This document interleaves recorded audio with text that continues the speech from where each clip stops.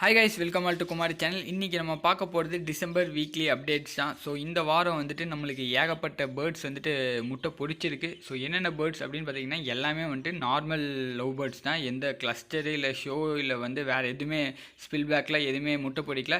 எல்லாமே நார்மல் பஜ்ஜீஸோட முட்டை மட்டும்தான் பொரிச்சிருக்கு. பட் இதுக்கு முன்னாடி இருந்ததை விட இந்த மந்த் வந்துட்டு நல்லாவே பொரிச்சிருக்குன்னு நான் சொல்லுவேன். பிகாஸ் நான் ஒரு 2 மந்த்ஸுக்கு முன்னாடி வந்துட்டு முட்டை பொரியும் போது இந்த அளவுக்கு எனக்கு எஃபெக்டிவாக பொரிஞ்சதில்லை. எல்லாத்துலேயுமே வந்துட்டு 1-2 தான் பொரிஞ்சு. பட் இந்த டைம் ஒரு 4-3 அந்த மாதிரி பொரிஞ்சிருக்கு. கூடவே வந்துட்டு நிறையா ஒரு பேர் இல்லை, மொத்தம் 4 பேரில் வந்துட்டு முட்டை பொரிஞ்சிருக்கு. கூட ஒரு சில பேர்ஸ் வந்துட்டு முட்டை வச்சிருக்கு. பட் இன்னும் வந்துட்டு 21 டேஸ் ஆகலை.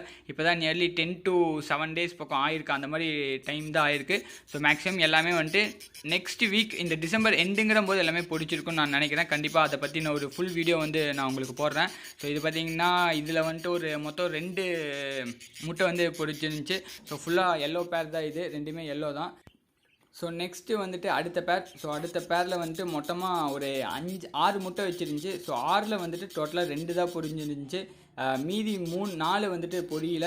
2 ஃபஸ்ட்டே டிஸ்போஸ் பண்ணிட்டேன். இன்னும் 2 வந்துட்டு பொரியிற மாதிரி இருந்துச்சு. பட் அதுவும் பொரியல. ஸோ அதை வந்துட்டு இன்றைக்கி எடுத்துடுவேன். ஸோ இதில் வந்துட்டு டோட்டலாக 3 பொரிஞ்சிருந்துச்சு, 2 பொரியல. ஸோ டோட்டலாக 3 இதில். அண்ட் தென் நெக்ஸ்ட்டு பார்த்துக்கிட்டிங்கன்னா நம்மளோட அடுத்த பேர் வந்துட்டு இப்போ தான் பொரிஞ்சிருக்கு புதுசாக. ஸோ இதில் வந்துட்டு மொத்தம் 4 பொரிஞ்சிருந்துச்சு. ஸோ மொத்தம் வச்சுருந்தது வந்துட்டு 6 முட்டை.